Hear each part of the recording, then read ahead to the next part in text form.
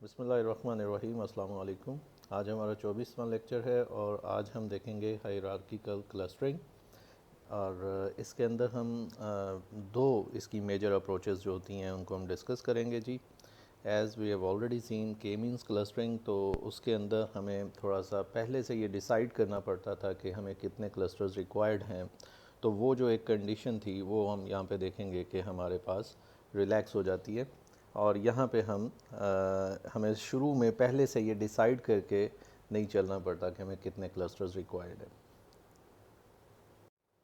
Okay, you can see the lecture's headline. First we'll talk about डेंडोग्राम्स।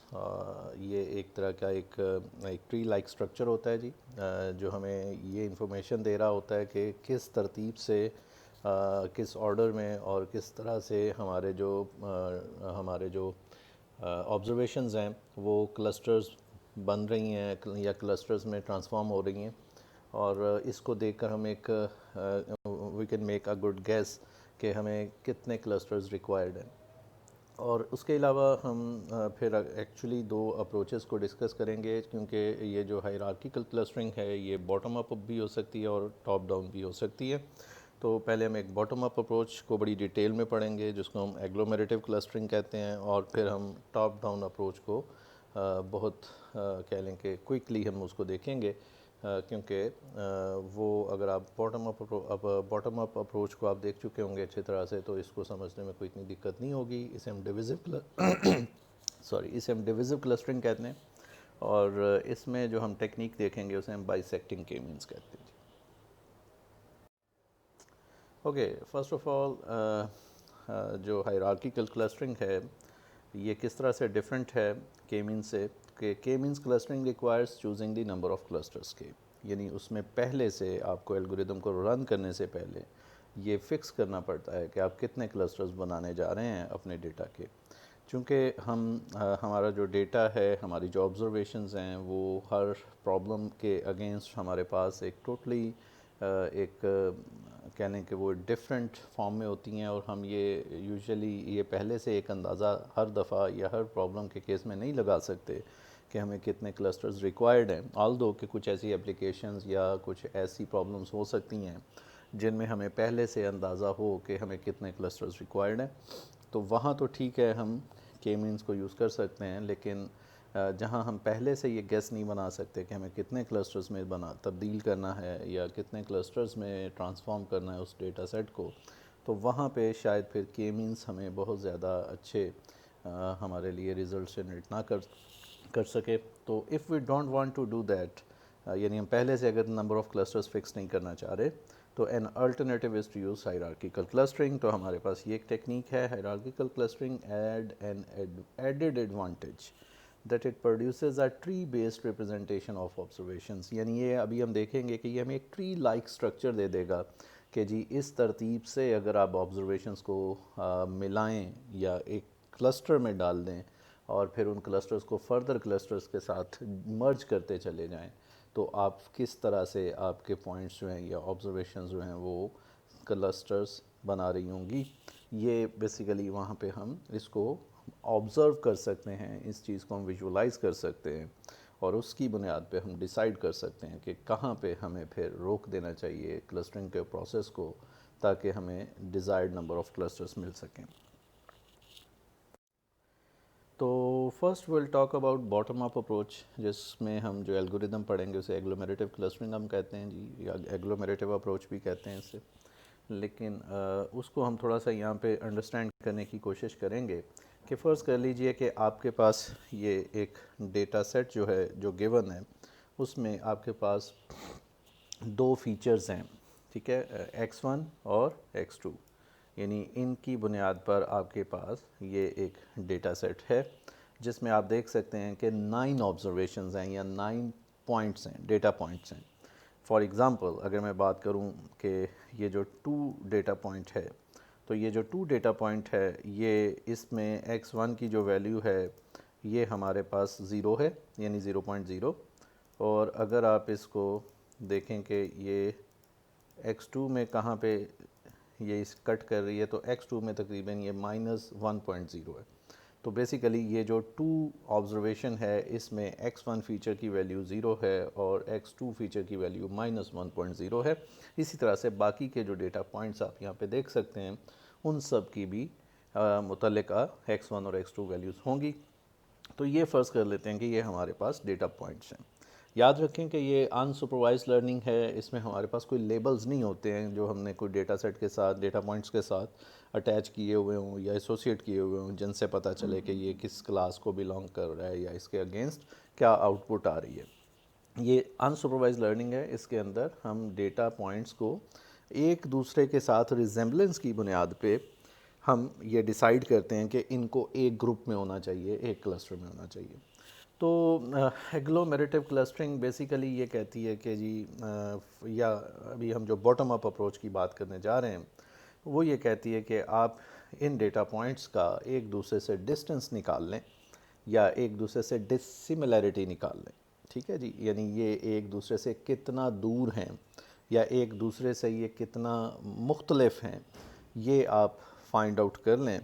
और जो 2 data points सबसे कम dissimilar हैं, जिनका दरमियानी फ़ासला सबसे कम है, ये ज़्यादा पॉसिबिलिटी है कि वो एक जैसे हैं, उनको आप एक ग्रुप के अंदर डाल सकते हैं, उनको आप एक ग्रुप के अंदर या एक क्लस्टर के अंदर कंसीडर कर सकते हैं। तो अगर आप इन सारे डिस्टेंसेस को मेजर करें, बेशक इसके लिए आप यूक्लिडियन डिस्टेंस कंप्यूट कर लें या मैनहट्टन डिस्टेंस निकाल लें इसके लिए, तो अगर आप वो डिस्टेंस फाइंड करते हैं तो आपको पता चलता है कि जी 5 और 7 ये 2 ऐसे डेटा पॉइंट्स हैं जिनको हमने 5 और 7 नाम दिया हुआ है। ये 2 डेटा पॉइंट्स सबसे करीब हैं एक दूसरे के या सबसे कम डिसिमिलर हैं एक दूसरे से।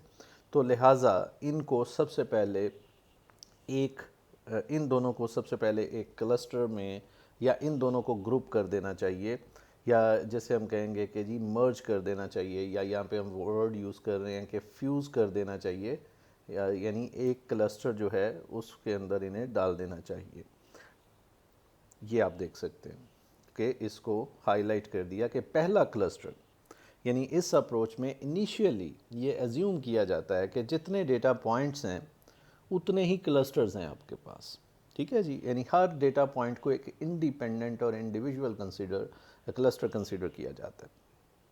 उसके बाद फिर आप ये प्रोसेस स्टार्ट करते हैं, आप डिस्टेंसेस या डिसिमिलैरिटीज़ मेजर करते हैं और जो सबसे कम मुख्तलिफ 2 डेटा पॉइंट्स हैं या क्लस्टर्स हैं, अब आप हर डेटा पॉइंट को एक क्लस्टर मानते हैं, उनको आप एक क्लस्टर के अंदर मर्ज कर देते हैं, फ्यूज़ कर देते हैं। जैसे कि अब आपके पास टोटल 9 नहीं बल्कि 8 क्लस्टर रह गए, जिसमें 1 2 3 6 4 9 और 8 ये अलग-अलग इंडिपेंडेंट क्लस्टर्स हैं और 5 7 जो है ये अब एक क्लस्टर बन चुका है। ठीक है जी, और दूसरी तरफ आप ये जो एक हायरार्किकल स्ट्रक्चर देख रहे हैं, ये एक हायरार्की देख रहे हैं, ये डेंडोग्राम है। इस डेंडोग्राम में ये आप देख सकते हैं कि सबसे पहले 5 और 7 ये दोनों एक दूसरे में फ्यूज़ हुए हैं, मर्ज हुए हैं। और ये जहाँ मर्ज हुए हैं, अगर आप इस जगह पे देखें कि क्या यहाँ पे वर्टिकल एक्सेस में ये किस जगह पे कट कर रहा है, तो वर्टिकल एक्सेस वही डिसिमिलैरिटी मेजर को शो कर रही है। वो जो आपने डिस्टेंस का फॉर्मूला लगाया है, उस डिस्टेंस को या डिसिमिलैरिटी को ये वर्टिकल एक्सेस पर दिखाया जा रहा है। जैसे कि यहाँ पे पता चल रहा है कि अप्रॉक्सीमेटली ये जो वैल्यू है ये शायद 0 पॉइंट तकरीबन 3 के करीब है। तो 0.3 लगा लें या 0.25 लगा लें, जो भी ये वैल्यू आ रही है, basically that is the distance between 5 और 7। तो आप उस जगह पे इनको मर्ज कर देंगे कि इनका जो डिस्टेंस आ रहा है दरमियानी वो 0.25 या 0.3 जो भी इन दिस एग्ज़ाम्पल, वो वहाँ पे ये दोनों ये जो पॉइंट है जहाँ पे ये फ्यूज़ हो रहे हैं या मर्ज हो रहे हैं, ये उस जगह पे ये पॉइंट आएगा। ठीक है जी, इसी तरीके से अब आपके पास 8 क्लस्टर रहेंगे, एक में 2 पॉइंट्स हैं, 5 और 7, बाकियों में एक एक है। Okay, again after the points are fused they are treated as a single observation, कि अब आप इन्हें एक सिंगल ऑब्जर्वेशन कंसिडर करेंगे एंड द एल्गोरिदम कंटिन्यूज। अब अगली आइट्रेशन आएगी, फिर दोबारा से हर डेटा पॉइंट या हर क्लस्टर का, अब हम डेटा पॉइंट वर्ड नहीं यूज़ करेंगे क्योंकि हमारी नज़र में हर डेटा पॉइंट एक क्लस्टर है, तो हर क्लस्टर का दूसरे क्लस्टर से फासला निकाला जाएगा और जो दो क्लस्टर्स नियरेस्ट होंगे उनकी डिसिमिलैरिटी सबसे कम होगी या डिस्टेंस सबसे कम होगा, उनको मर्ज कर दिया जाएगा या फ्यूज़ कर दिया जाएगा। जैसे कि अब आप देख सकते हैं कि अब 6 और 1 सबसे करीबी हैं।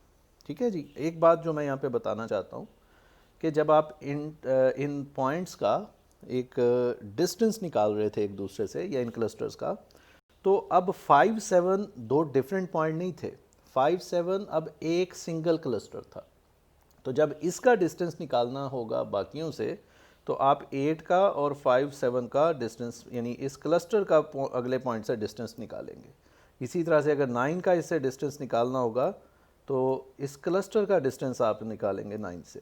तो यहाँ पे एक क्वेश्चन ज़रूर रेज होता है कि जी पॉइंट का पॉइंट से डिस्टेंस तो हम निकाल सकते हैं यूक्लिडियन फार्मूला लगा के या हम मैनहट्टन फार्मूला यूज़ करते हुए, बट एक क्लस्टर जिसमें आगे कई पॉइंट्स हैं उसका किसी और पॉइंट से या किसी और क्लस्टर से जिसमें और कई पॉइंट हो सकते हैं डिस्टेंस कैसे निकाला जा सकता है। ठीक है ना, यानी फॉर एग्जांपल अगर मुझे 9 का इस 5 7 से डिस्टेंस लेना है तो क्या 9 का डिस्टेंस 7 से लेना होगा, 9 का डिस्टेंस 5 से लेना होगा, या 9 का डिस्टेंस 5 7 की एवरेज या सेंटर निकाल के उससे लेना होगा। ठीक है जी, तो ये बेसिकली कई सारे क्वेश्चन यहाँ पे रेज होते हैं कि डिस्टेंस कैसे लेना है एक क्लस्टर से किसी पॉइंट का या क्लस्टर का। तो ये अगली स्लाइड्स में हम देखेंगे। एनीवेज फ़िलहाल इस साइट्रेशन में हमने जब ये डिस्टेंसेस सपोज जब कंप्यूट किए तो 1 और 6 का सबसे डिस्टेंस मिनिमम था, और अब अगले नंबर पे या उस लेवल पे हमने 1 और 6 को ये आप देखें कि यहाँ पे मर्ज कर दिया, जो कि तकरीबन यहाँ से तकरीबन यहाँ पे मे बी 0.35 डिस्टेंस के साथ मर्ज हो रहा है। तो ये हायरार्की हमें ये इन्फॉर्मेशन दे रही है कि 5 और 7 सबसे पहले मर्ज हुआ, उसके बाद 6 और 1 मर्ज हुआ। उसके बाद अब जब दोबारा डिस्टेंसेस कंप्यूट हुए तो 8 का डिस्टेंस 5 7 क्लस्टर से सबसे कम था, तो फिर 8 5 7 के साथ मर्ज होके एक क्लस्टर बना देता है। तो इस वजह से आप यहाँ पे देख सकते हैं कि 5 7 इधर से और 8 जो है ये इधर से, इस जगह पे ये दोनों मर्ज हो रहे हैं, फ्यूज़ हो रहे हैं। तो ये आप देख सकते हैं, अगर आपने ये जानना है कि ये कितने डिस्टेंस के ऊपर मर्ज हुए हैं तो आप देख लें कि ये वर्टिकल एक्सेस पर कहाँ पे कट कर रहे हैं। ये तकरीबन 0.75 बन रहा है कि इनका अब डिस्टेंस जो आया है वो 0.75 आ रहा है। उसके बाद जो 6 1 था उसका डिस्टेंस 4 से सबसे कम था बाकी सब की निस्बत, तो लिहाजा 4 और 6 1 जो हैं वो यहाँ पे एक दूसरे से मर्ज हो गए यहाँ पे, और यहाँ पे तकरीबन डिस्टेंस जो आ रहा है ये शायद 0.9 आ रहा है। ठीक है ना, ये हमें साथ साथ ये जो हायरार्की है, ये जो डेंडोग्राम है, ये हमें ये भी बता रहा है कि कौन किसके साथ मर्ज हुआ किस तरतीब से, और ये भी बता रहा है कि उस वक्त डिस्टेंस कितना कंप्यूट हुआ था या डिसिमिलैरिटी मेजर की वैल्यू क्या आई थी, जो भी डिसिमिलैरिटी मेजर आप यूज़ कर रहे थे। उसके बाद 3 मर्ज हो गया 4 6 1 के साथ, यानी कि आप देख सकते हैं कि अब इससे ऊपर अगर आपको कोई मर्जिंग नज़र आ रही है तो वो ये पॉइंट है। ठीक है जी, जहाँ पे 3 6 1 4 7 से 6 1 4 से मर्ज हो गया, जो कि यहाँ पे तकरीबन 1.2 वैल्यू आ रही है, यानी 1.2 डिसिमिलैरिटी मेजर वैल्यू के साथ ये इससे मर्ज हो गया। उसके बाद जब आपने डिस्टेंसेस निकाले तो 2 का डिस्टेंस सबसे कम था 758 वाले क्लस्टर से, तो लिहाजा 2 मर्ज हुआ इसके साथ। ठीक है जी, जो भी डिस्टेंस यहाँ पे आप देख सकते हैं ये शायद तकरीबन 1.5 डिस्टेंस आ रहा है। इसी तरीके से फिर फाइनली 9 मर्ज हो गया 2 5 7 8 के साथ, और वो यहाँ पे मर्ज हो रहा है। ठीक है, ये डिस्टेंस तकरीबन यहाँ पे आ रहा है।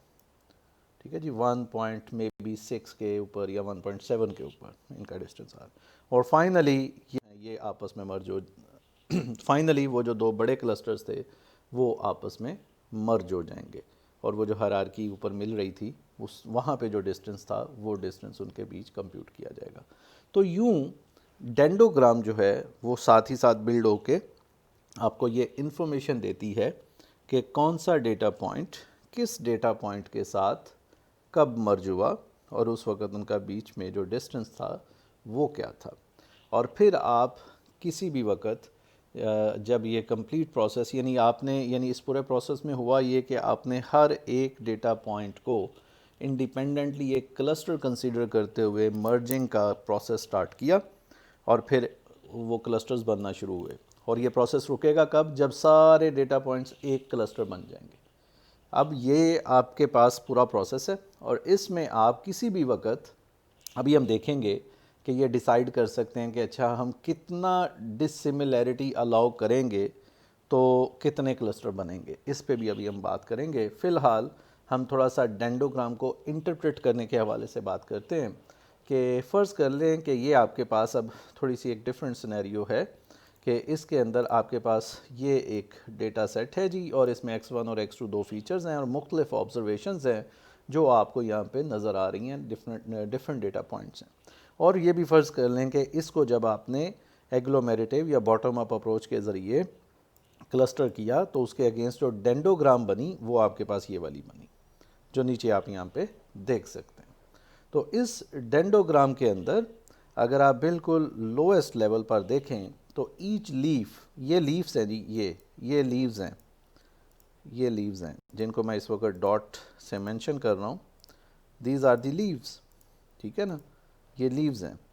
तो each leaf of the dendrogram represents one of the 45 observations. ये जो डेटा पॉइंट्स हैं, ये जो ऑब्जर्वेशंस हैं यहाँ पे, ये 45 है और अगर आप ये नीचे लीव्स को काउंट करें तो इन्हें भी 45 होना चाहिए। और फिर क्या होगा कि at the bottom of the dendrogram each observation is a distinct leaf. However as we move up the tree, और जैसे ही हम ट्री में ऊपर की तरफ मूव करते हैं, some leaves begin to fuse, वो आपस में मर्ज होना शुरू हो जाते हैं। फॉर एग्ज़ाम्पल ये जो लास्ट वाले दो लीव्स हैं ये यहाँ पे जाके मर्ज हो रहे हैं जी, ठीक है। इसी तरह से और भी लीव्स जो हैं वो आपस में फ्यूज़ होना या मर्ज होना शुरू हो जाते हैं और क्लस्टर बनना शुरू हो जाते हैं। These correspond to observations that are similar to each other। ज़ाहिरी बात है, जो एक दूसरे के ज़्यादा करीब होंगे, जिनका फासला एक दूसरे से कम होगा, वो पहले मर्ज हो जाएंगे। उनकी आपस में डिसिमिलैरिटी जो है बाकियों की निस्बत कम होगी तो वो पहले मर्ज होंगे।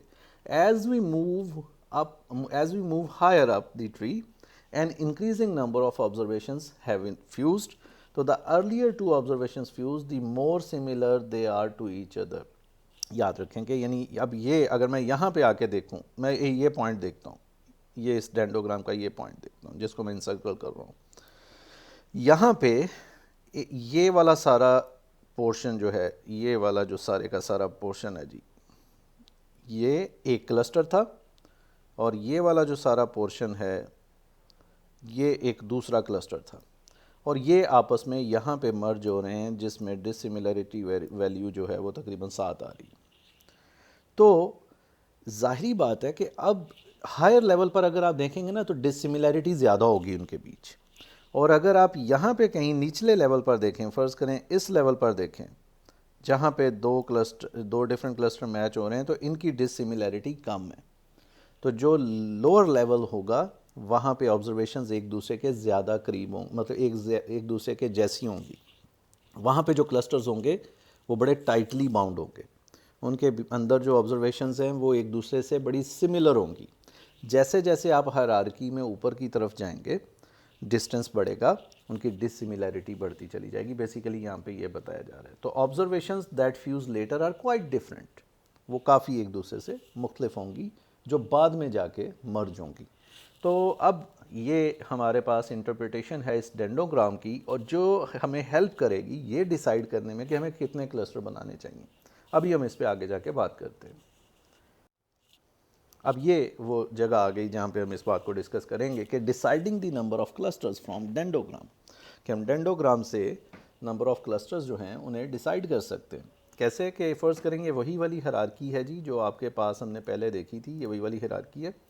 तो अब अगर to choose clusters we draw lines across the dendrogram, ठीक है जी। और फॉर एग्ज़ाम्पल जैसे हम ब्रेक पॉइंट कहते हैं कि मैं कहता हूँ कि जी ये अगर आप देखें ये मैंने एक डॉटेड लाइन लगाई हुई है यहाँ पे तकरीबन 8.5 आ रही है डिसिमिलरिटी। मैं कहता हूँ जी कि ये 8.5 लगा लें, 8.7 लगा लें, कोई वैल्यू आ रही।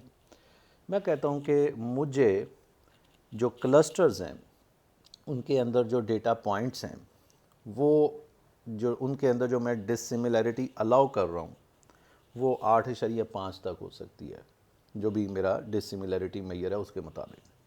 इससे ज़्यादा मैं डिसिमिलैरिटी अलाउ नहीं करूँगा, क्योंकि वो फिर बहुत ही डिसिमिलर क्लस्टर बनना, यानी उनमें जो ऑब्जर्वेशंस हैं एक दूसरे से बहुत ज़्यादा डिसिमिलर हो जाएंगी। तो जब मैं 8.5 एक ब्रेक पॉइंट कंसीडर करते हुए एक कट लगाऊंगा तो फिर आप देखें कि ये डेंडोग्राम जो है यहाँ पे जाके तकरीबन ये जो था पॉइंट जहाँ पे शायद ये 10 शायद ये 5 की वैल्यू के ऊपर जाके डिसिमिलैरिटी पर जाके सारे डेटा पॉइंट्स एक क्लस्टर बन रहे थे। लेकिन जब 8.5 पर फिक्स किया मैंने तो अब 2 क्लस्टर बन रहे हैं। एक क्लस्टर वो जिसमें ये जो ग्रीन पॉइंट्स हैं ये सारे के सारे हैं, और एक क्लस्टर वो जिसमें ये रेडिश पॉइंट्स जो आपको नज़र आ रहे हैं ये सारे के सारे आ जाएंगे। ये है अगर मैं 8.5 तक डिसिमिलैरिटी अलाउ करूँ। अगर मैं कहता हूँ कि नहीं, जो डिसिमिलैरिटी है वो 5 होगी जी, मैं इससे ज़्यादा डिसिमिलर अलाउ नहीं करूँगा अपने क्लस्टर्स को, जो ऑब्जर्वेशंस हैं उनको।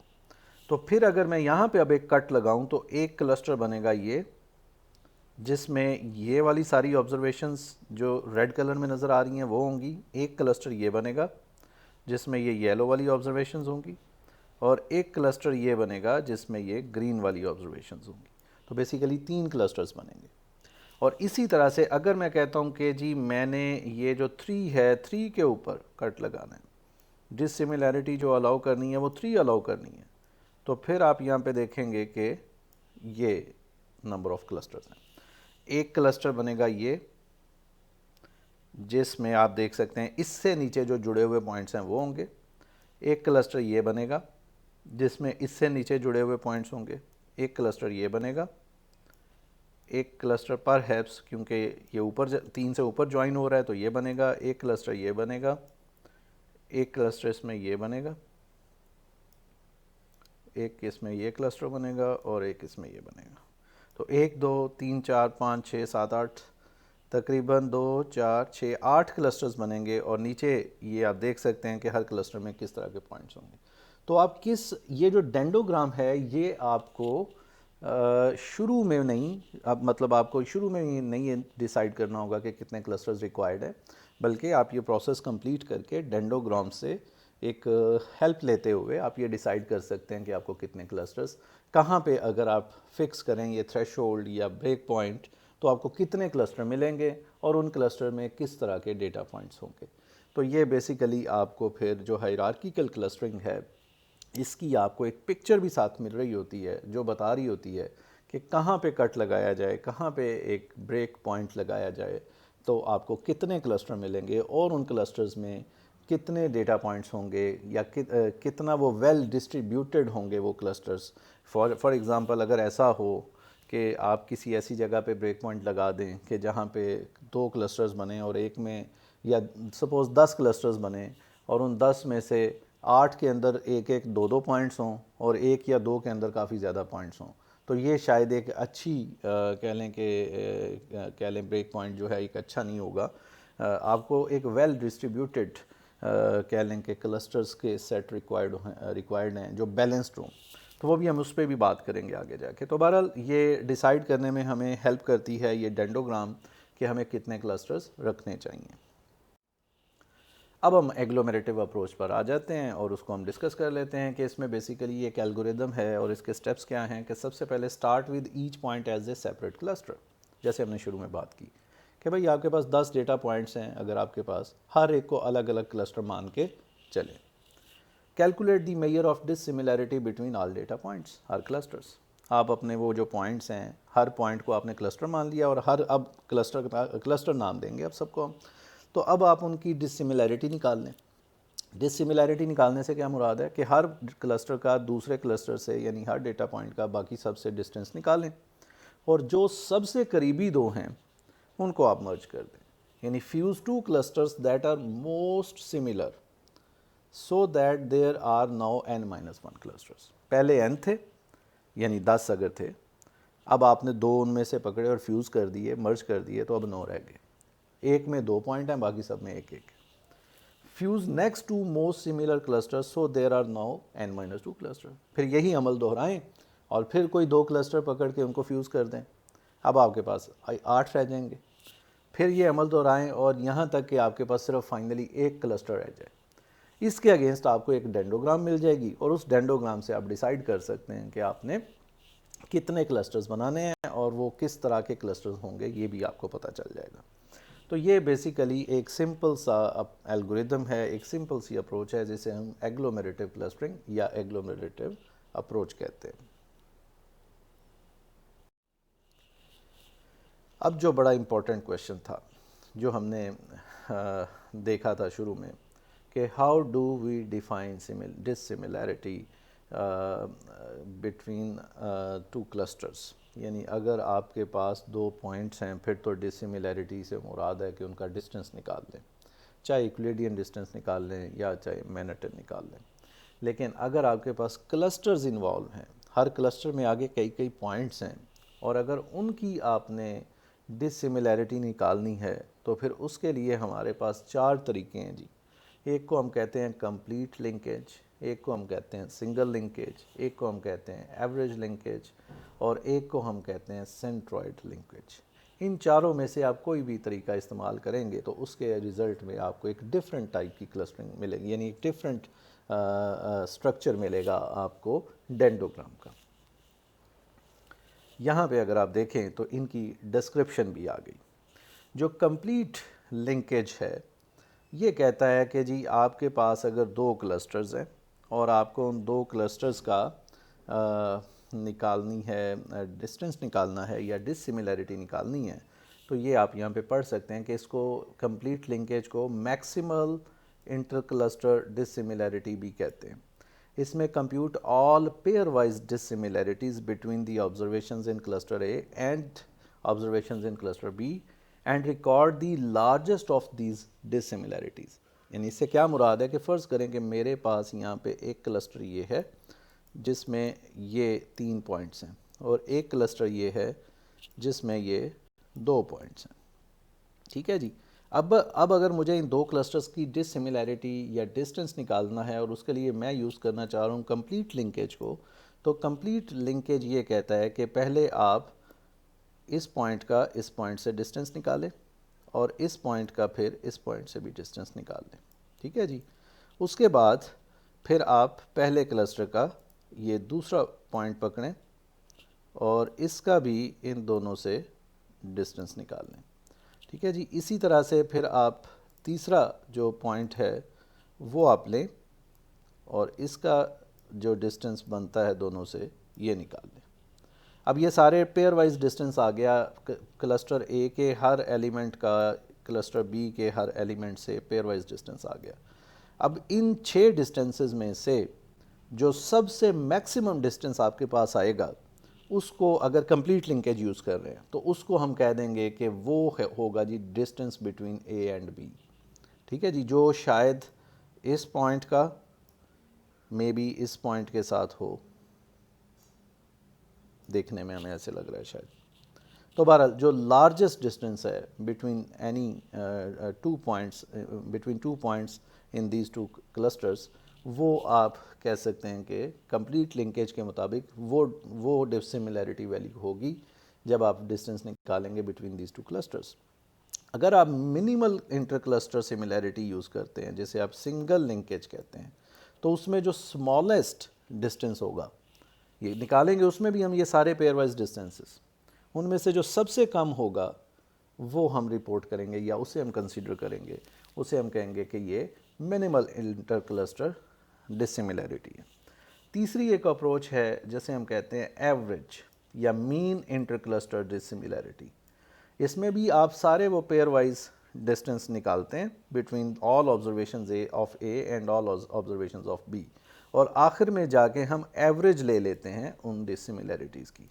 यानी ये जो 6 आपने निकाले थे इन दिस केस, इस एग्जांपल में जो 6 आपने कंप्यूट किए हैं, इन सब की 6 को जमा करके 6 से डिवाइड कर दें, मतलब इसकी एवरेज निकाल लें, तो वो जो डिस्टेंस होगा फिर उसे डिसिमिलैरिटी कंसिडर करेंगे, वो एवरेज लिंक क्लस्टरिंग कहलाएगी। और फाइनली आपके पास एक ऑप्शन है जिसे हम कहते हैं सेंट्रॉइड। अब सेंट्रॉइड में क्या होता है कि सेंट्रॉइड में इसे यानी आप दोनों क्लस्टर्स के पहले सेंटर्स, पेयर वाइज डिस्टेंस निकालने की ज़रूरत नहीं है, आप दोनों क्लस्टर्स के सेंटर निकाल लें पहले। जब आप दोनों क्लस्टर्स के सेंटर्स निकाल लेंगे तो फिर उन सेंटर्स का आपस में डिस्टेंस ले लें। यानी फॉर एग्ज़ाम्पल अगर मैं यहाँ पे देखूँ तो शायद इस क्लस्टर का जो सेंटर, यानी जो हमारे पास बेसिकली क्लस्टर ए है, इसका सेंटर यहाँ पे कहीं आ रहा होगा और इस क्लस्टर का सेंटर यहाँ पे आ रहा होगा जी, ठीक है जी। तो इन दो सेंटर्स का डिस्टेंस अगर निकाल लिया जाए तो ये जो डिस्टेंस है ये फिर यूज़ होगा जब आप बात करेंगे सेंट्रॉइड लिंकेज के अंदर। इस बात को समझाने के लिए आप यहाँ पे भी देख सकते हैं, ये एक छोटी सी एग्जांपल है कि ये आप देख लें कि जो आपको ब्लैक कलर के पॉइंट्स नज़र आ रहे हैं, सपोज़ ये आपका क्लस्टर ए है, ठीक है, ये वाला जो है ये सारे का सारा, और ये आपके पास जो है ये एक क्लस्टर बी है जिसमें ये सारे के सारे डेटा पॉइंट्स हैं। और अगर आप सिंगल लिंकेज की बात करें तो इन दो क्लस्टर्स के जो दो नियरेस्ट पॉइंट्स हैं, जो मिनिमम डिस्टेंस है बिटवीन एनी पेयर, वो रिपोर्ट होगा, यानी ये सिंगल लिंकेज है। अगर आप कंप्लीट लिंकेज की बात करें तो जो फार्देस्ट पॉइंट्स हैं एक दूसरे से मैक्सिमम डिस्टेंस पर हैं, वो वाला डिस्टेंस कंप्यूट होगा, जैसे कि आप यहाँ पे देख सकते हैं। और अगर आप एवरेज की बात करें तो ये आप देख सकते हैं कि ये सारे पेयर वाइज डिस्टेंसेस को ये इसमें लेके और फाइनली उसकी जो एक एवरेज वैल्यू आएगी उसको ये रिपोर्ट कर देगा। और अगर आप सेंट्रॉइड की बात करें तो इन दोनों क्लस्टर्स के ये सेंटर निकाल के और फिर जो डिस्टेंस आपके पास आ रहा होगा उस डिस्टेंस को ये रिपोर्ट करेगा। तो लिहाजा ये हमारे पास 4 डिफरेंट अप्रोचेस हैं जिनको यूज़ करते हुए हम डिसिमिलैरिटी या डिस्टेंस कंप्यूट कर सकते हैं दो क्लस्टर्स के बीच या क्लस्टर और एक डेटा पॉइंट के बीच। तो अब हम एक एग्ज़ाम्पल देख लेते हैं जी समझने के लिए कि एग्लोमेरेटिव क्लस्टरिंग को अगर आपने बाय हैंड अगर आपने ड्राई रन करना है, इसको सॉल्व करना है तो हम कैसे कर सकते हैं। यहाँ पे आपके सामने एक 2 फीचर्स पर मुश्तमिल डेटा सेट है, ये है जी x1 और ये है जी x2, और उसके अंदर ये तकरीबन 8 डेटा पॉइंट्स हैं और इनको हम क्लस्टर करना चाह रहे हैं। और क्लस्टर करने के लिए हम अब देखते हैं कि किस तरीके से हम ये काम कर सकते हैं। तो मैंने सबसे पहले इन डेटा पॉइंट्स को लेबल कर दिया ताकि जब भी हम किसी एक डेटा पॉइंट को रेफ़र करना चाहें तो उसको उसके नाम से रेफ़र कर सकें। तो ये पहला P1, P2, P3, P4, P5, P6, P7, P8 ये मैंने नाम दे दिए हैं जी इन डेटा पॉइंट्स को। और अब मैं इस पर एग्लोमेरेटिव क्लस्टरिंग अप्लाई करना चाहता हूँ तो वो कुछ इस तरह से हमारे पास ये चलेगा। ये आप देखें मैंने ये कंप्यूट करके रखा हुआ है कि मैनहट्टन डिस्टेंस मैं यूज़ कर रहा हूँ बतौर डिसिमिलैरिटी मेजर, या आप यूक्लिडियन भी यूज़ कर सकते हैं, एक और भी होता है वो भी हम आगे देखेंगे। तो बहरहाल मैनहट्टन फ़िलहाल मैं यूज़ कर रहा हूँ। और मैनहट्टन का को अब इसको लिखने के लिए या इसको परफॉर्म करने के लिए, इस एल्गोरिदम को रन करने के लिए ज़्यादा अच्छा तरीका ये है कि आप एक मैट्रिक्स बना लें, एक टेबल बना लें। उस टेबल के अंदर आपके पास ये जितनी भी ऑब्जर्वेशंस हैं उतनी रोज़ ले लें और उतने ही कॉलम्स ले लें और हर एक रो के ऊपर मार्क कर दें कि कौन सी रो किस पर्टिकुलर डेटा पॉइंट को या क्लस्टर को शो कर रही है। फॉर एग्ज़ाम्पल ये पहली रो जो है ये पहला क्लस्टर जिसे P1 डेटा पॉइंट हम कह रहे हैं उसे शो कर रही है, दूसरी रो जो है ये दूसरे क्लस्टर P2 को शो कर रही है, तीसरी रो जो है वो तीसरे क्लस्टर P3 को शो कर रही है। इसी तरह से कॉलम्स जो हैं वो भी P1, P2 and P3 and so on इस तरह से शो कर रहे हैं। ठीक है जी। अब किसी भी एक क्लस्टर का अपने से ही यानी अब ये आप फिल कर लेंगे इस मैट्रिक्स को इन डिस्टेंसेस के साथ कि P1 का P1 से क्या डिस्टेंस है 0, P2 का P2 से क्या डिस्टेंस है 0, P3 का P3 से क्या डिस्टेंस है 0। तो जो डायगोनल पर वैल्यूज़ हैं ये सारी ज़ीरो ही होंगी क्योंकि हर किसी का अपने से डिस्टेंस ज़ीरो ही होता है। बाकी ये जो ऊपर वाला आधा पोर्शन है इस मैट्रिक्स का ये वाला, ये खाली इसलिए है क्योंकि आप जानते हैं कि ए का बी से डिस्टेंस वही आएगा जो बी का ए से आएगा। तो बेसिकली ये एक सिमेट्रिक मैट्रिक्स थी, तो इसलिए इसका सिर्फ नीचे वाला लोअर पार्ट हमने फिल कर लिया है। अपर पार्ट अगर आपने फिल करना है तो जो वैल्यू यहाँ पे है वो इधर आ जाएगी, यानी जो P2 की P1 के अगेंस्ट वैल्यू है वो P1 की P2 के अगेंस्ट होगी। इस तरह जो वैल्यू आपने P3 P1 और P3 की P1 के अगेंस्ट निकाली है वो आपके पास P1 की P3 के अगेंस्ट यहाँ पे आ जाएगी। तो अगर आपने इस पूरी को फिल करना भी है तो बेसिकली ये जो वैल्यूज़ नीचे कंप्यूट हुई हुई हैं यही वैल्यू इधर रेप्लिकेट हो जाएंगी, लेकिन उसकी हमें ज़रूरत नहीं है, इस वजह से हम उस चीज़ को खाली फ़िलहाल छोड़ देते हैं, क्योंकि हमें सिर्फ ये फिल करना है कि डिस्टेंस है क्या किसी भी एक क्लस्टर का दूसरे क्लस्टर से, तो वो हम इसको फिल कर सकते हैं। फॉर एग्ज़ाम्पल P2 का P1 से क्या डिस्टेंस है 2.5। कैसे, अगर आप ये डिस्टेंस मैनहट्टन डिस्टेंस आप जानते हैं, अगर मेजर कर लें तो ये ऐसे ही है जैसे स्टेप काउंट करने हों, कि यानी यहाँ से इधर 1 2 और यहाँ तक आने में हाफ, तो 2.5। आप बेशक इसका वो मैनहट्टन निकाल के भी देख लें, क्योंकि P2 जो है यानी दूसरा तरीका ये है कि ये मैंने डायरेक्ट इसको बाई ऑब्जर्वेशन कंप्यूट किया है कि 2.5 आएगा। अदरवाइज़ आपको पता है कि इसका फार्मूला भी यूज़ किया जा सकता है कि P2 जो डेटा पॉइंट है ये आपके पास आ रहा है, यहाँ पे P2 जो है ये है जी 2.5 कॉमा 2.5, यानी इसके जो डायमेंशंस हैं उनकी जो वैल्यूज़ हैं वो हमारे पास है 2.5 कॉमा 2.5। और इसी तरह से अगर P1 देखें तो P1 जो है वो हमारे पास है 1,1 पे, 1,1। और अगर मैं आपसे कहूँ कि P1 का P2 से या P2 का P1 से मैनहट्टन डिस्टेंस जो है वो क्या आ रहा है, distance of P1 to P2, ये D फॉर डिस्टेंस में यूज़ कर रहा हूँ। इफ़ 1 से 2 का डिस्टेंस आपने निकालना है तो आपको पता है कि ये आपके पास क्या आ जाएगा 1 माइनस 2.5, ठीक है, उसका मॉड एब्सोल्यूट प्लस यानी x1 minus x1 of P1 minus x1 of P2 और x2 ऑफ P1 जो कि अगेन 1 है माइनस x2 ऑफ P2 जो कि अगेन 2.5 है। तो ये हमारे पास आ गया।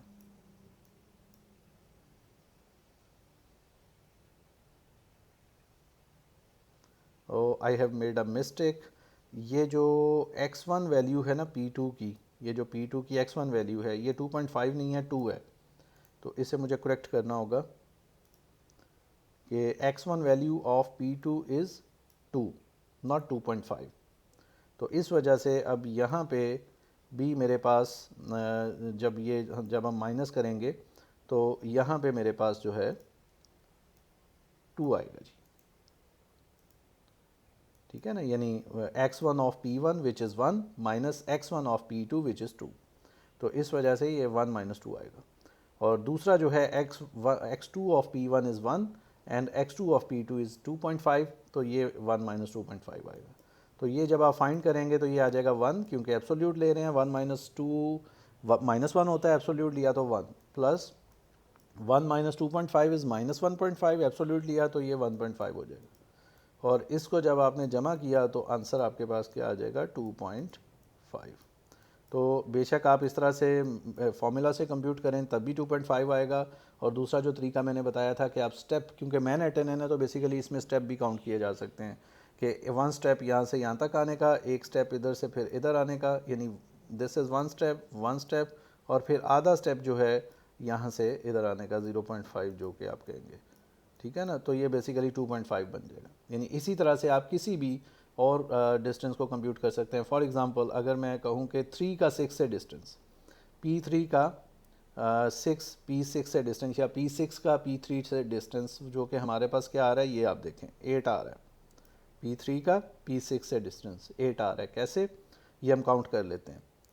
यहाँ तक 0.5, ये P3 से हम P6 की तरफ जा रहे हैं, यहाँ तक 1, तो 1.5, यहाँ तक और 1 ऐड हो गया 2.5, एक और ऐड हो गया 3.5, एक और ऐड हो गया 4.5, फिर एक इधर ऐड हो गया 5.5, फिर एक यहाँ से ऐड हो गया 6.5, यहाँ से एक ऐड हो गया 7.5 और हाफ ये फिर, तो 7.5 प्लस 0.5 तो 8 होता है। आप फार्मूला से भी निकाल लें तो 8 ही आएगा। तो बहरहाल ये जो आपने सारे पॉइंट्स का दूसरे सारे पॉइंट्स तक डिस्टेंस है ये निकाल के आपने ये मैट्रिक्स फिल कर ली, चाहे मैनहट्टन यूज़ करें चाहे यूक्लिडियन डिस्टेंस फार्मूला यूज़ करें। जब ये डिस्टेंस आपके पास आ गया तो अब आपने नियरेस्ट दो जो डेटा पॉइंट्स हैं उनको फ्यूज़ करके एक क्लस्टर बना देना है। अब फॉर एग्जांपल इसमें नियरेस्ट अगर आप देखें सबसे कम जो distance between any two data points जो आ रहा है वो आई थिंक ये 1 आ रहा है, ये वाला। एक से कम डिस्टेंस किसी भी दो डेटा पॉइंट्स का नहीं है।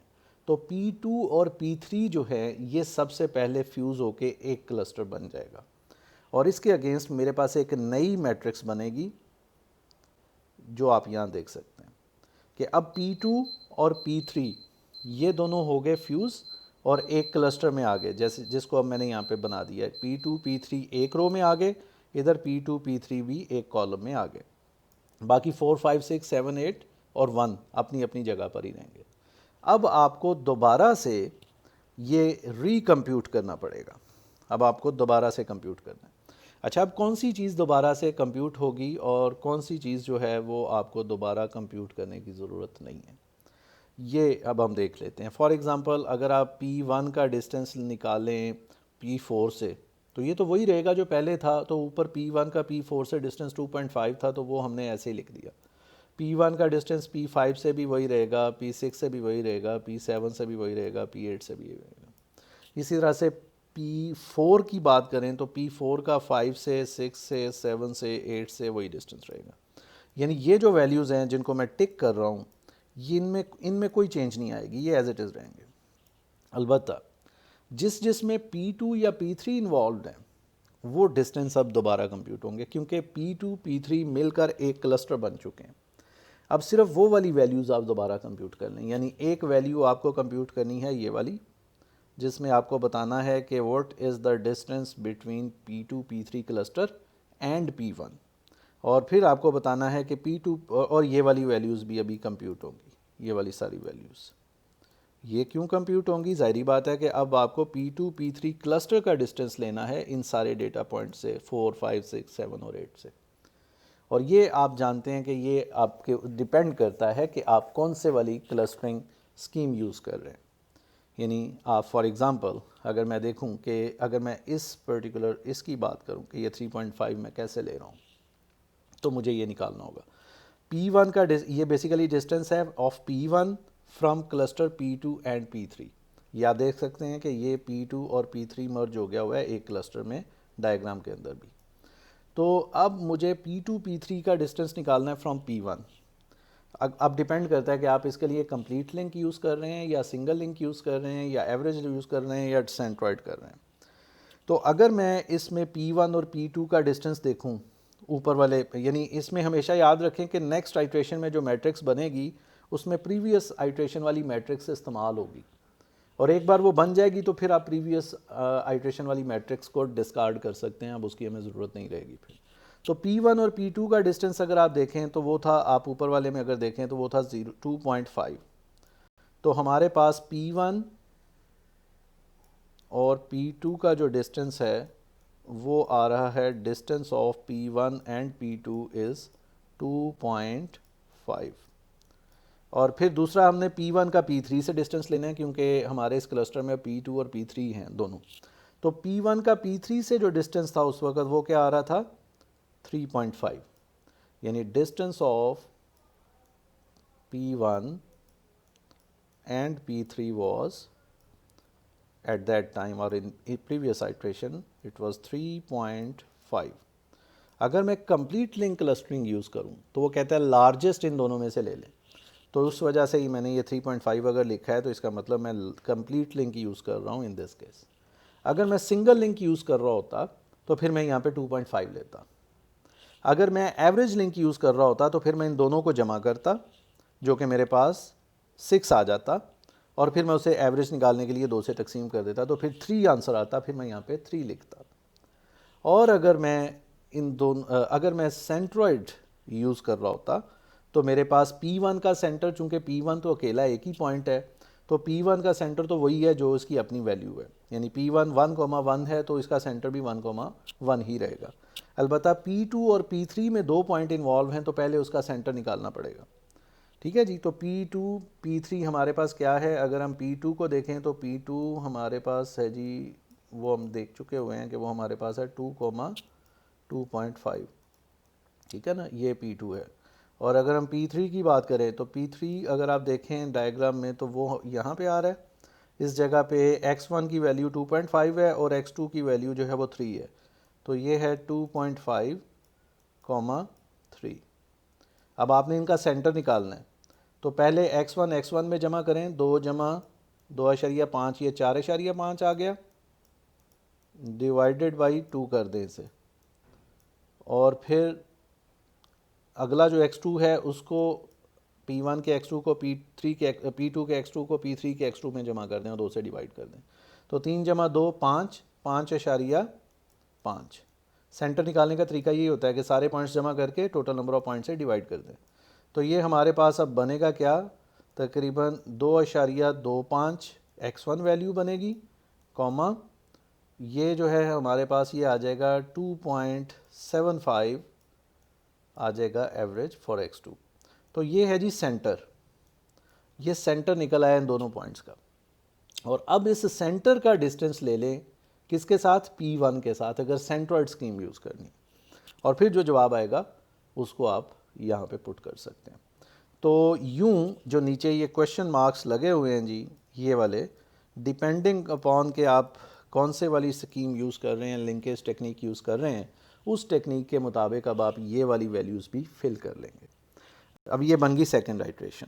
अब प्रीवियस आइट्रेशन में जो आपके पास मैट्रिक्स थी उसे अब आप बेशक डिस्कार्ड कर दें, और अब ये जो मैट्रिक्स है इसकी बुनियाद पर अगेन न्यू मैट्रिक्स कंप्यूट करें, यानी ये जो फिल कर लें इसमें जो सबसे कम डिस्टेंस होगा उन दो को अब पकड़ के फिर मर्ज कर दें, और ये वाला अमल जो है ये दोहराते रहें यहाँ तक कि आपके पास एक क्लस्टर रह जाए।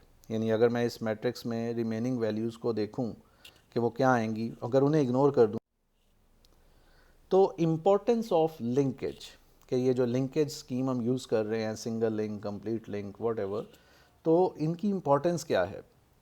तो इसके लिए हमने नीचे अगर आप ये डायग्राम देखें कि कोई भी एक डेटा सेट के ऊपर एवरेज लिंकेज अप्लाई करके हायरार्की जनरेट की गई है, जो आप यहाँ देख सकते हैं। कंप्लीट लिंकेज अप्लाई करके भी एक हायरार्की जनरेट की गई है, जो आप यहाँ देख सकते हैं। और सिंगल लिंकेज को यूज़ करते हुए भी एक हायरार्की जनरेट की गई है, जो आप यहाँ पे देख सकते हैं। तो इसमें here we have 3 clustering results for the same data, the only difference is the linkage method, but the results are very different. आप देख सकते हैं कि किस तरह से ये मर्ज होके क्लस्टर बन रहे हैं। ख़ास तौर पे ये जो सिंगल लिंकेज है, ये इसमें बड़ी एक्सक्यूड टाइप की क्लस्टरिंग हो रही है। मतलब पहले एक क्लस्टर दूसरे में मर्ज होता है, फिर उसमें तीसरा मर्ज होता है, फिर उसमें चौथा मर्ज होता है, फिर उसमें पांचवा मर्ज होता है। तो ये एक इस तरह की एक स्क्यूड सी क्लस्टरिंग है। अगर आप ये कंप्लीट लिंक को देखें, ये या कंपैरेटिवली एवरेज लिंक को देखें, तो ये ज़रा वेल डिस्ट्रीब्यूटेड है कि कुछ क्लस्टर एक तरफ बने, कुछ एक तरफ बने, फिर वो मर्ज हो गए, फिर वो उसके कुछ और एक तरफ और बने, वो उनके साथ मर्ज हो गए। तो इस तरह हो रहा है, ना कि ये कि एक ही क्लस्टर अपनी तरफ खींचता जा रहा है वन बाई वन सबको अपनी तरफ।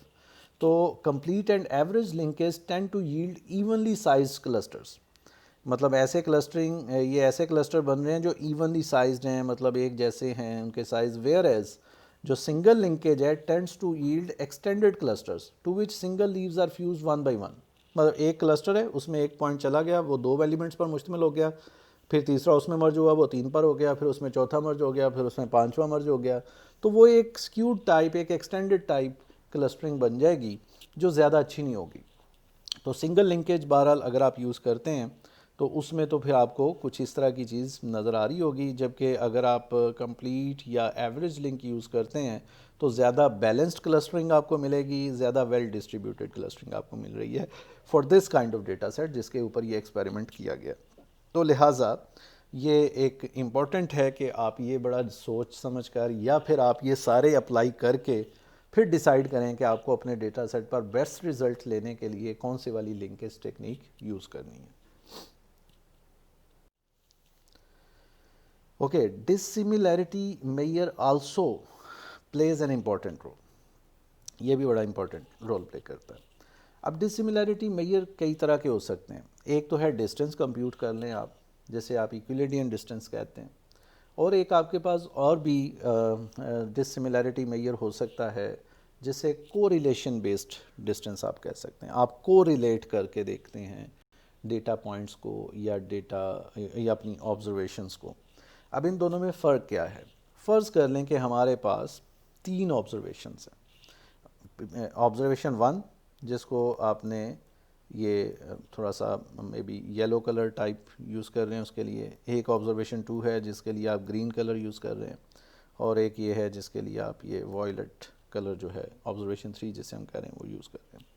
तो in this example 3 observations are being used और इसमें 20 वेरिएबल्स हैं, ठीक है ना। ऑब्जर्वेशन मतलब सैंपल और वेरिएबल्स मतलब फीचर्स, 20 फीचर्स की या 20 वेरिएबल्स इन्वॉल्व हैं और उनकी वैल्यूज़ के हिसाब से इसे प्लॉट किया गया। यानी मिसाल के तौर पे अगर मैं कहूँ कि फॉर एग्ज़ाम्पल अगर हम बात करें कि जी ऑब्जर्वेशन 1 जो है उसके अंदर पहला वेरिएबल x1 जो है उसकी वैल्यू जो है वो यहाँ पे आ रही है, ये शायद तकरीबन ये वैल्यू जो है, यानी इस तरफ वेरिएबल्स हैं कि वेरिएबल के इंडिसेस हैं और इस तरफ वेरिएबल्स की वैल्यूज़ हैं, ये वैल्यूज़ हैं जी वेरिएबल्स की। तो इसकी वैल्यू तकरीबन यहाँ पे अगर देखा जाए तो शायद 4 आ रही है। फिर दूसरे वेरिएबल की वैल्यू यहाँ आ रही, ये 4 अशारिया कुछ है। ये तीसरे वेरिएबल की वैल्यू है, ये चौथे वेरिएबल की वैल्यू है, ये पाँचवें वेरिएबल की वैल्यू है, ये छठे वेरिएबल की वैल्यू है, ये परहैप्स 7वें वेरिएबल की वैल्यू है, यहाँ पे 8वां आ जाएगा, यहाँ पे 9वां आ जाएगा, यहाँ पे 10वां आ जाएगा। समझ रहे हैं? तो 20 वेरिएबल्स हैं। तो ये मुख्तलिफ वेरिएबल्स की वैल्यूज़ के अगेंस्ट जब आपने उसे प्लॉट किया, या 20 वेरिएबल्स हैं और सब की वैल्यूज़ को एक दूसरे से मिलाया, तो ये कर्व्स बन गई जो आप यहाँ पे देख सकते हैं, ठीक है जी। जो डिस्टेंस होता है, जो आप यूक्लिडियन डिस्टेंस वगैरह यूज़ करते हैं, वो ये है कि पहले वेरिएबल में से दूसरी ऑब्जर्वेशन का पहला वेरिएबल माइनस करें और उसका अगर यूक्लिडियन फार्मूला यूज़ करें तो स्क्वायर ले लें, स्क्वायर रूट ले लें बाद में जमा करके सबको, या अगर मैनहट्टन यूज़ कर रहे हैं तो उसका एब्सोल्यूट ले लें। तो उसमें तो आप इस तरह से कर रहे होते हैं। तो अगर आप यूक्लिडियन डिस्टेंस इस्तेमाल करें तो आपको नज़र आएगा कि observation 1 and 3 are very similar, ये एक जैसी हैं क्योंकि इनका फासला एक दूसरे से कम है।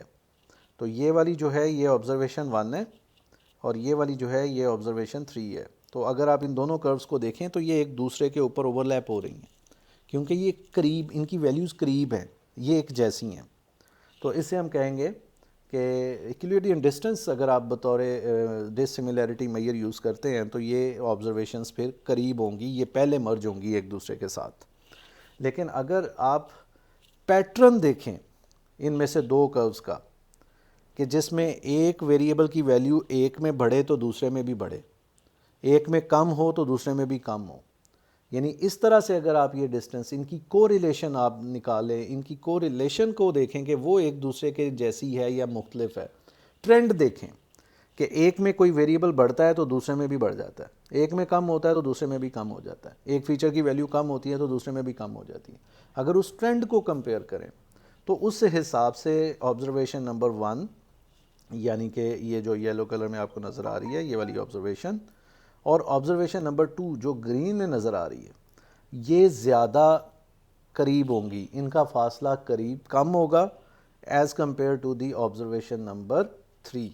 ऐसा क्यों है इसको आप समझ सकते हैं, मैं आपको यहाँ पे ये ज़रा इरेज करके दिखाता हूँ और फिर आप इसे अंडरस्टैंड करें। तो अब अगर ज़रा को रिलेट करके देखें आप, तो जिस तरह का ट्रेंड आपको ऑब्जर्वेशन 2 में नज़र आ रहा है कि यहाँ से वेरिएबल इंक्रीज़ हुआ, फिर डाउन हुआ, फिर और डाउन हुआ, फिर स्टेबल हुआ, फिर डाउन हुआ, फिर अप हुआ, इसमें भी वही चीज़ हो रही है। यहाँ से इंक्रीज़ हुआ, थोड़ा डाउन हुआ, और डाउन हुआ, फर्दर डाउन हुआ, फिर अप हुआ। तो अगर इन दोनों कर्व्स का ट्रेंड या इन्हें को रिलेट करके देखें तो आल्दो वैल्यूज़ के एतबार से फासला ज़्यादा है, लेकिन जो पैटर्न है कर्व का, जो ट्रेंड है इन वेरिएबल्स की वैल्यूज़ में, जो अप्स एंड डाउन्स हैं, वो एक जैसे हैं, जो इस बात की तरफ इंडिकेट कर रहे हैं कि अगर आप को रिलेशन बेस्ड कोई डिसिमिलैरिटी मेजर यूज़ करेंगे, को रिलेट करके देखेंगे अगर दो ऑब्जर्वेशंस को, तो फिर 1 और 2 पहले एक दूसरे के साथ फ्यूज़ हो जाएंगी 3 की निस्बत, क्योंकि आल्दो कि उनका डिस्टेंस ज़्यादा है लेकिन वो को रिलेट ज़्यादा कर रही हैं। तो ये बेसिकली डिसिमिलैरिटी मेयर्स भी अपनी अपनी जगह पे डिफरेंट रोल प्ले करते हैं। जैसे कि अब अगर आप यूक्लिडियन डिस्टेंस यूज़ करते हैं तो कोई और तरीका बनेगा उनका मर्ज होने का, और अगर आप कोरिलेशन बेस्ड कोई डिसिमिलर डिस्टेंस यूज़ करते हैं तो फिर आपको कोई उसमें एक डिफरेंट। तो ये आपके सामने एक सिनेरियो है इस बात को समझाने के लिए कि suppose we record the number of purchases of each item. यानी फ़र्ज़ कर लीजिए कि हम एक दुकान है, ऑनलाइन शॉपिंग कोई स्टोर है, और उस पे हम रिकॉर्ड कर रहे हैं कि ऑनलाइन परचेजेस जो हुई हैं किसी कस्टमर की तरफ से, तो उसमें जो रोज़ हैं वो कस्टमर्स को शो कर रहे हैं, और जो कॉलम्स हैं, यानी रोज़ मतलब सैम्पल्स जो हैं वो कस्टमर्स हैं, और जो कॉलम्स हैं जिन्हें फ़ीचर्स हम कहते हैं वो आइटम्स हैं जो उन्होंने परचेज़ किए। तो अगर यूक्लिडियन डिस्टेंस यूज़ कर रहे हैं बतौर डिसिमिलैरिटी मेजर, तो ये आप देख रहे हैं कि customers who have purchased very little will be clustered together. जिन कस्टमर्स ने कम ख़रीदी हैं चीज़ें, उनका फ़ासला एक दूसरे से कम होगा, ज़्यादा बड़ी वैल्यूज़ का फ़ासला एक दूसरे से ज़्यादा होगा, तो वो पहले क्लस्टर होंगे। अगर आप यूक्लिडियन डिस्टेंस यूज़ करें तो जिन कस्टमर्स ने बहुत थोड़ी मिकदार में चीज़ें ख़रीदी हैं, फ़र्ज़ करें कि एक स्टोर में 10 चीज़ें बिक रही हैं, 2 कस्टमर आए या 3 कस्टमर आए, तीनों ने 10 आइटम्स 10 की 10 आइटम्स ख़रीदी, लेकिन जिन्होंने कम क्वांटिटी में ख़रीदी उनका डिस्टेंस आपस में कम होगा बजाय उसके कि जिसने एक ज़्यादा क्वांटिटी में ख़रीद ली, तो लिहाजा वो पहले मर्ज हो जाएंगे अगर तो यूक्लिडियन डिस्टेंस फार्मूला यूज़ किया जाए। जबकि दूसरी तरफ अगर कोरिलेशन मेजर यूज़ किया जाए तो customers who tend to purchase the same types of products will be clustered together even if the magnitude of their purchase may be quite different। अब फ़र्ज़ करें 10 चीज़ों में से 3 कस्टमर्स आए और उन 3 लोग आए और उन तीनों में से 2 ने 5 सेम चीज़ें ख़रीदी, एक ने मिकदार ज़्यादा ख़रीद ली, एक ने मिकदार कम ख़रीद ली, और तीसरे कस्टमर ने दूसरी वाली 5 चीज़ें ख़रीद ली जो तीसरा क्लस्टर था। तो अब ज़ाहिरी बात है कि अगर आप डिस्टेंस वाला मेजर आप यूज़ करेंगे तो जो अगर फ़र्ज़ करें कि जिन 2 कस्टमर्स ने एक जैसी चीज़ें ख़रीदी थी उनमें एक कस्टमर ने जो कम क्वांटिटी में ख़रीदी चीज़ें, और जो तीसरा कस्टमर था उसने भी अगर कम क्वांटिटी में ख़रीदी होंगी तो डिस्टेंस शायद कम आ जाए उनका, तो वो डिस्टेंस बेस पर वो तीसरे कस्टमर के साथ पहले मर्ज हो जाए। लेकिन अगर आपने कोरिलेशन निकाली तो बेशक जिन्होंने सेम चीज़ें ख़रीदी हैं उनकी क्वांटिटी में काफ़ी डिफरेंस है, एक ने बहुत ज़्यादा क्वांटिटी में ख़रीदी हैं, एक ने कम क्वांटिटी में ख़रीदी हैं, लेकिन चूंकि उन्होंने सेम टाइप ऑफ प्रोडक्ट्स ख़रीदी हैं तो उनकी कोरिलेशन ज़्यादा है, तो वो पहले फ्यूज़ होंगे, वो पहले मर्ज होंगे क्लस्टर के अंदर। तो बेसिकली ये बताने का मकसद है कि अगर आप कोरिलेशन बेस्ड मेट्रिक यूज़ कर रहे हैं तो वो पैटर्न को देख रही है, वो क्वांटिटी को नहीं देख रही, वैल्यूज़ को नहीं देख रही उस तरह से डिस्टेंस निकालते वक्त। जबकि हमारे पास जो यूक्लिडियन मेजर है वो फिर डिस्टेंस को मेजर कर रहा होता है। तो ये एक एग्ज़ाम्पल है जिसमें हम इस चीज़ को हाईलाइट कर रहे हैं कि किस तरह की सिचुएशन में आपकी रिक्वायरमेंट के मुताबिक कौन सा वाला ज़्यादा बेहतर मेट्रिक रहेगा अगर आप उसे यूज़ करेंगे। तो कुछ प्रैक्टिकल इश्यूज़ हैं जी क्लस्टरिंग में, उनको यहाँ पे थोड़ा सा हाईलाइट किया गया है, वो आप देख लें कि in order to perform clustering some decisions must be made. Should the features first be standardized. Standardize करने से मुराद है स्केलिंग, क्या फीचर्स को स्केल करने की ज़रूरत है। Have the variable center to have a mean of zero. जब आप स्केल कर देते हैं यानी उनकी स्केलिंग कर दें तो उनका फिर जो मीन है वो एक जैसा हो जाता है, सेंटर ज़ीरो पर लाया जा सकता है, स्टैंडर्ड डेविएशन को 1 पर लाया जा सकता है। तो बेसिकली क्या हमें पहले वो स्केल करना चाहिए? The answer is yes. Mostly जब आपके जो फीचर्स हैं उनकी रेंजेस डिफरेंट हो तो फिर यहाँ पे भी जैसे आपने सुपरवाइज लर्निंग में पढ़ा था कि फ़ीचर स्केलिंग की जा सकती है बाय यूजिंग मीन नॉर्मलाइजेशन और मिन मैक्स स्केलिंग, तो वो टेक्निक्स यहाँ भी यूज़ हो सकती हैं। Number 2, in case of hierarchical clustering what dissimilarity measure should be used. क्या सिंगल लिंक यूज़ करना चाहिए, कंप्लीट लिंक यूज़ करना चाहिए, सेंट्रोइड करना चाहिए, एवरेज करना चाहिए। What type of dissimilarity measure means कि क्या आपको इक्विलिडियन यूज़ करना चाहिए, मैनहट्टन या इक्विलिडियन, या आपको कोरिलेशन बेस्ड यूज़ करना चाहिए, या लिंकेज कौन सी यूज़ करनी चाहिए जो मैंने अभी बात की कि एवरेज, सेंट्रोइड, सिंगल और complete. what should we cut the where should we cut the dendrogram in order to obtain cluster, dendrogram कहाँ पे कट करनी चाहिए कि आपको आइडियल क्लस्टरिंग मिल जाए। ये कुछ ऐसे क्वेश्चंस हैं जिनको आप हेड एंड ट्रायल बेसिस पर यानी आप करके देखते हैं, फिर अपने रिजल्ट्स को देखते हैं, और ये चीज़ें जो हैं ये आपको एक्सपेरिमेंट्स के ज़रिए इसको डिसाइड करना होता है। In case of K means clustering आपको प्रॉब्लम क्या थी कि हाउ मैनी क्लस्टर्स, यानी how many clusters K should we look for the data, हमें कितने वैल्यू रखनी चाहिए के की, उसमें ये एक चैलेंज था। इसमें कुछ और चैलेंजेस हैं। तो बहरहाल ये हम अपने डेटा सेट के ऊपर मुख्तलिफ तरीके अप्लाई करके फिर डिसाइड करते हैं। यानी जैसे कि ये है कि in practice we try several different choices and look for the one with the most useful और interpretable solution. There is no single right answer, कोई एक जवाब नहीं है इसका।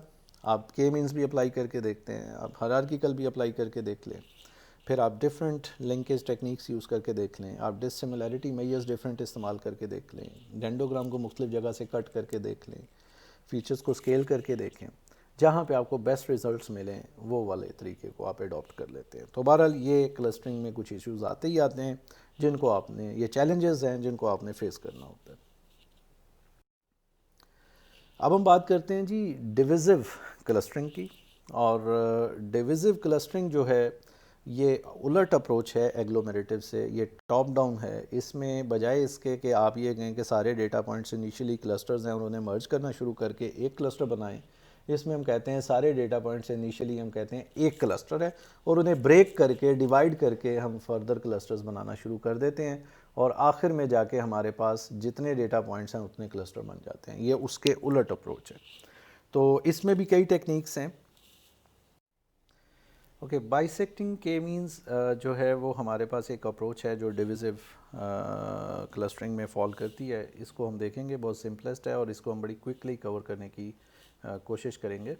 इसमें तरीका ये होता है कि आप अपने डेटा को इनिशियली एक क्लस्टर मानते हैं और उसके ऊपर के मीन्स अप्लाई कर देते हैं, और के मीन्स अप्लाई करते वक्त आप के की वैल्यू 2 रखते हैं, और वो के मीन्स उसको फिर 2 क्लस्टर्स में बांट देता है। जैसे कि आप यहाँ पे देख सकते हैं कि इनिशियली हमारे पास एक ही क्लस्टर है, और उस क्लस्टर के ऊपर आपने के मीन्स बाय फिक्सिंग के इज़ इक्वल टू 2 जब अप्लाई किया तो उसने इसके 2 क्लस्टर बना दिए।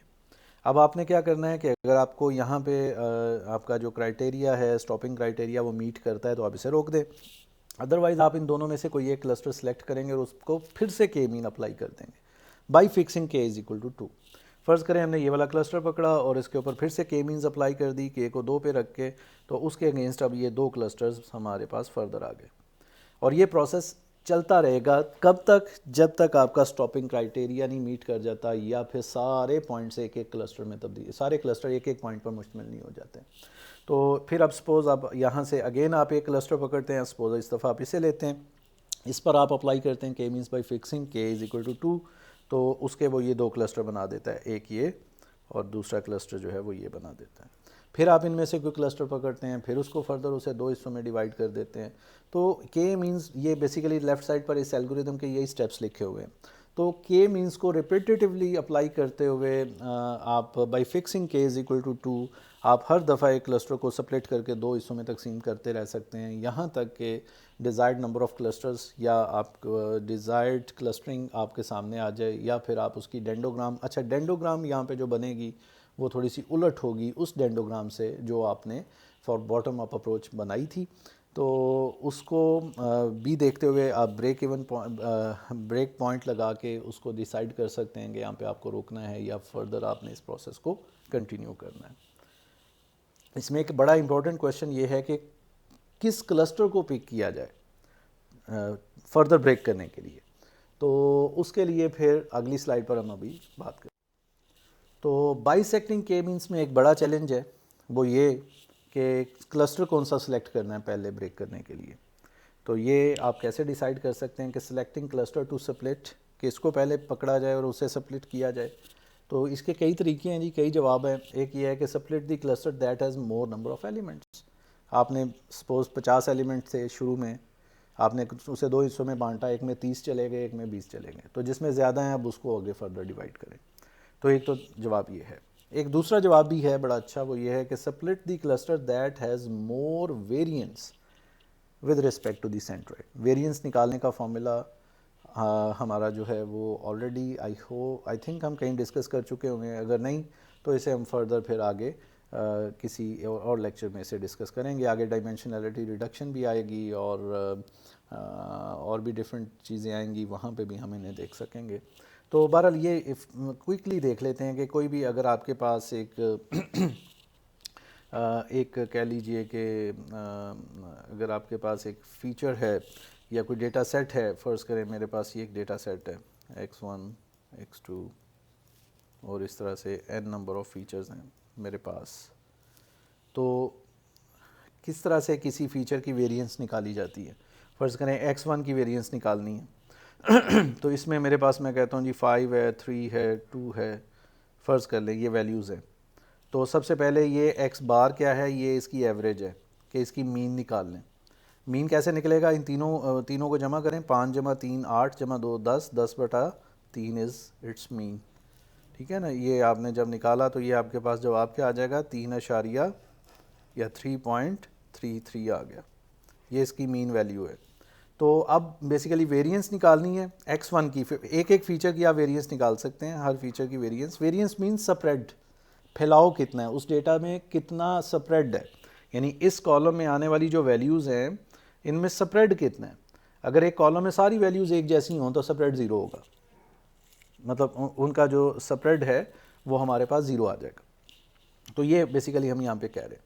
तो आप क्या करें कि x1, अब ये लिखा हुआ है कि हर फीचर में से उसका मीन माइनस करें और उसका स्क्वायर ले लें, यानी यहाँ पे मेरे पास क्या आ जाएगा? x1 minus mean of x1 और उसका स्क्वायर। ये कॉलम जो है इसमें ये कंप्यूट किया जा सकता है। तो यहाँ पे आ जाएगा जी 5 नफ़ी 3.33, इसका स्क्वायर ये आ गया। दूसरा फिर क्या आएगा? दूसरा आएगा 3, यानी दूसरा सैंपल है इसमें 3 माइनस 3.33 का स्क्वायर। और तीसरी वैल्यू क्या आएगी? वो हमारे पास आएगी 2 माइनस 3.33 स्क्वायर। ये आपके पास जवाब आ गया। इन सब के ये स्क्वायर्स निकाल के इसको समेशन, मतलब इन सब को जमा कर देना है। तो ये जो फाइनल इनकी समेशन, यानी ये जो सम आएगा उसको आप डिवाइड कर दें टोटल नंबर ऑफ n से, यानी हमारे पास जितने सैम्पल्स हैं, इसमें 3 सैम्पल्स हैं तो 3 से डिवाइड कर दें। अच्छा, बाज़ फार्मूलाज में यहाँ पे n की बजाय n-1 होता है जी, वो भी वैलिड है। तो फिर उसमें 3-1 यानी 2 से डिवाइड करना होगा। तो ये जो जवाब आएगा ना, इस जवाब को हम कहते हैं वेरिएंस ऑफ फीचर 1। ये पहले फीचर की वेरिएंस है। इसी तरह से आप x2 की, तो सिमिलरली हम जो है 1 बाय 1 सारे फीचर्स का इस तरह से वेरिएंस निकाल सकते हैं जैसे हमने अभी डिस्कस किया। तो फिर आपने split the cluster that has more variance from the centre, तो आप उस क्लस्टर को ले लें कि जिसकी वेरिएंस जो है वो बाकी के जो आपके क्लस्टर्स हैं उनसे ज़्यादा हो। तो there are many other ways to select a cluster for further division. अलबत्ता हम अपने लेक्चर को यहाँ पे स्टॉप करेंगे जी, और आज के लेक्चर में हमने हायरार्किकल क्लस्टरिंग को डिस्कस किया, जिसमें हमने पहले बात की बॉटम अप अप्रोच की जिसे एग्लोमेरेटिव क्लस्टरिंग कहते हैं, और फिर हमने बात की टॉप डाउन अप्रोच की जिसे हम डिविजिव क्लस्टरिंग कहते हैं, और उसमें हमने बाइसेक्टिंग के मीन्स एल्गोरिदम को डिस्कस किया। ओके जी, thank you, take care, Allah हाफिज़।